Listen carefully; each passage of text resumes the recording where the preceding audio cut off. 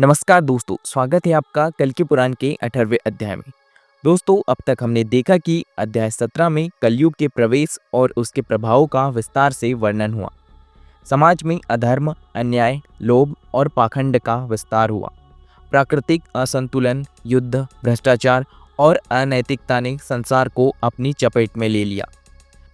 कलयुग में मोक्ष प्राप्त करने का एकमात्र उपाय भगवत भक्ति, सेवा और हरि स्मरण बताया गया।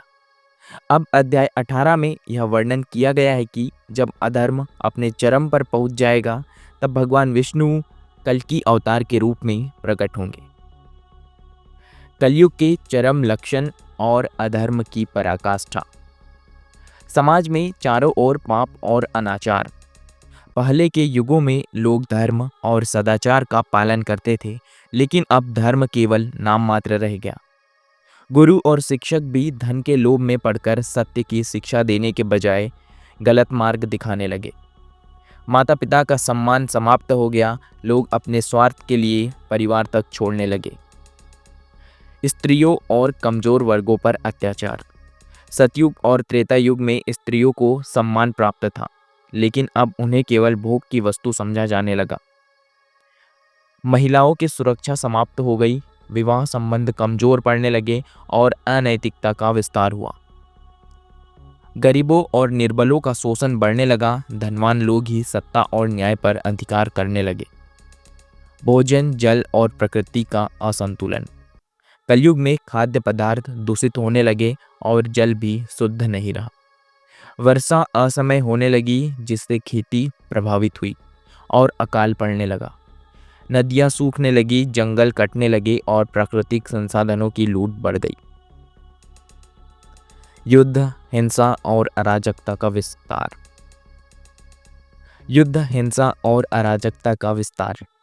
कलयुग में राज्य सत्ता कमजोर पड़ गई और अराजकता फैल गई। छोटे छोटे युद्ध होने लगे। राजाओं और नेताओं ने केवल अपने स्वार्थ के लिए शासन करना शुरू कर दिया।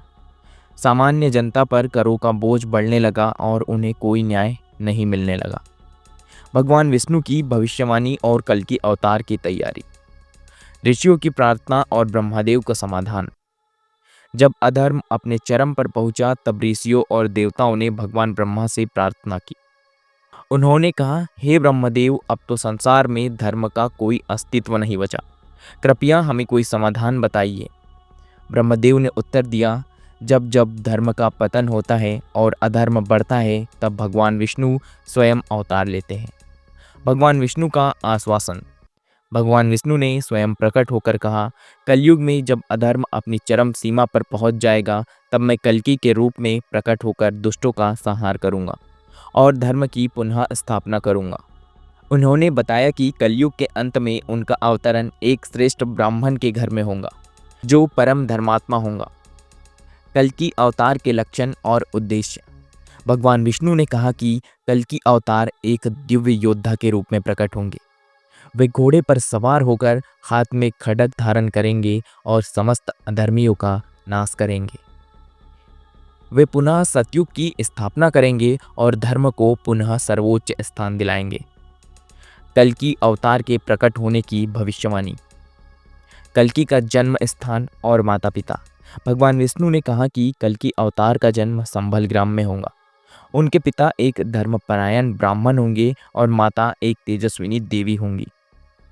उनका परिवार वेदों और शास्त्रों का ज्ञाता होगा, लेकिन कलयुग में छिपे अधर्म को समाप्त करने के लिए उन्हें शस्त्र धारण करना ही होगा। कल्कि के दिव्य गुण और शक्ति। वे परम पराक्रमी, तेजस्वी और अपराजेय योद्धा होंगे। वे देवदत्त नामक दिव्य घोड़े पर सवार होकर समस्त अधर्मियों का नाश करेंगे। उनके पास एक अद्भुत खड्ग होगा, जिससे वे अधर्मियों का संहार करेंगे। वे अपनी शक्ति से कलयुग के दुष्ट राजाओं और पापियों का विनाश करेंगे। कल्कि अवतार के कार्य और धर्म की पुनर्स्थापना। वे अधर्मी राजाओं को नष्ट करके न्यायप्रिय और धर्मपरायण शासकों की स्थापना करेंगे। वे वेदों, उपनिषदों और शास्त्रों का पुनः प्रचार करेंगे और धर्म का उत्थान करेंगे। वे ज्ञान, भक्ति और योग को पुनः स्थापित करेंगे और सतयुग की नींव रखेंगे। कल्कि अवतार के प्रभाव और युग परिवर्तन, अधर्मियों का संहार और युद्ध का अंत। जब कल्कि अवतार अपने खड्ग से अधर्मियों का संहार करेंगे, तब चारों ओर धर्म की विजय होगी। पाप, लोभ, अहंकार और अन्याय का पूर्णतः नाश होगा। कलयुग का अंत होगा और सतयुग का शुभारंभ होगा। धर्म, न्याय और शांति की स्थापना। सतयुग में पुनः धर्म का वास होगा और लोग सत्य, दया, तप और सोच का पालन करेंगे। प्रकृति संतुलित होंगी, वर्षा समय पर होंगी और फसलें अच्छी होंगी। मनुष्य दीर्घायु होंगे और रोग शोक समाप्त हो जाएंगे। समाज में प्रेम, करुणा और भक्ति का विस्तार। सतयुग में लोग परस्पर प्रेम और सहयोग से रहेंगे। गुरु शिष्य परंपरा पुनः जीवंत होंगी और लोग वेदों और शास्त्रों के अनुसार जीवन को व्यतीत करेंगे। भगवान विष्णु की भक्ति सर्वोपरि होंगी और मोक्ष प्राप्त करना सरल हो जाएगा। दोस्तों, ये था अध्याय 18। अध्याय 18 का सारांश क्या है? कलयुग में अधर्म का चरम, अन्याय, भ्रष्टाचार, हिंसा और लोभ का विस्तार हुआ। भगवान विष्णु की भविष्यवाणी, जब अधर्म अपनी चरम सीमा पर पहुंचेगा, तब कल्कि अवतार प्रकट होंगे। कल्कि अवतार का जन्म, वे संभल ग्राम में एक ब्राह्मण परिवार में जन्म लेंगे। कल्कि अवतार के कार्य, अधर्मियों का संहार कर सतयुग की पुनर्स्थापना करेंगे।